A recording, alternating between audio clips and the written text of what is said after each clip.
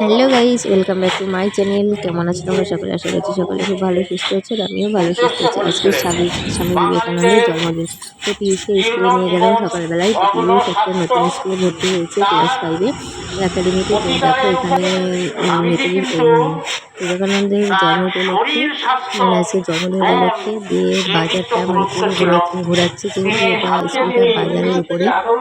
তো এখানে অনেক কিছু আয়োজন করেছে, ছোটোখাটো যাই হোক একটা বাচ্চাদের আনন্দ দেওয়ার জন্য একটা অনুষ্ঠানের আয়োজন করেছে। তো এখানে সবাই লাইন করে দাঁড়াচ্ছে, তারপরে ঘুরতে যাবে। তো একদিকটা ঘুরে আসলে তারপরে আবার যাবে বাজারের দিকে ঘুরতে। বাজারের এই পাশে চার পাঁচটা মানে ঘুরবে আর কি বাচ্চাদের নিয়ে। তো এখানে গানও হবে। তারপরে দেখো ঘুরে চলে আসলাম আমরা পিউষির ক্লাসরুমে। তো সেখানে এসে দেখো সব অনুষ্ঠান শুরু হবে। তো মাইক টাইক তারপরে বক্স সব রেডি করছে।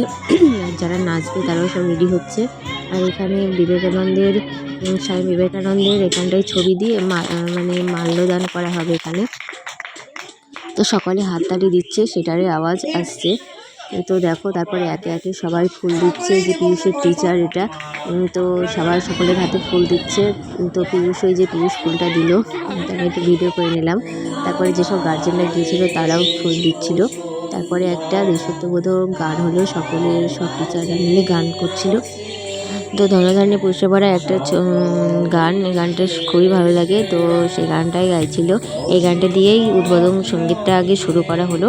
তারপরে যে যেমন পারে বিবেকানন্দের জন্মদিন উপলক্ষে কয়েকটা বক্তব্য রাখলো ওদের স্কুলের টিচার, তারপরে ছাত্রছাত্রী যারা আছে। আর এই ছাত্রীটা নাচছিল, খুব সুন্দর লাগছিল, নাচছিল। তো তোমরা দেখো, বেশি ভিডিও করতে পারিনি অবশ্য, তো যেইটুকু করেছি সেইটুকুই তোমাদের সাথে শেয়ার করলাম।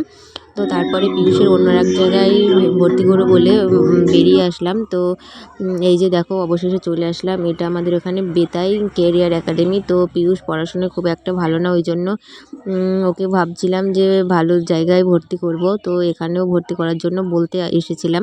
তো তারপরে দেখো বাড়িতে এসে বিকেলবেলায় চলে গেলাম আমার একটা মাসির বাড়ি, মানে মাসির শাশুড়ির বাড়ি। সেখানে একটা ঠামি মারা গেছে, তো নিমন্ত্রণ ছিল। মা আগেই গেছে, মানে শাশুড়ি মা আগেই গেছে। তো তারপরে আমার একটা দেওর রাখতে গিয়েছিলো আমাকে আর পিয়ুষকে। তো তারপরে দেখো এসে গল্প টল্প করে আমরা খেতে বসে পড়লাম, আর আমরা খাই। ততক্ষণ তোমরা মিনি ব্লগটা দেখার জন্য চ্যানেলটি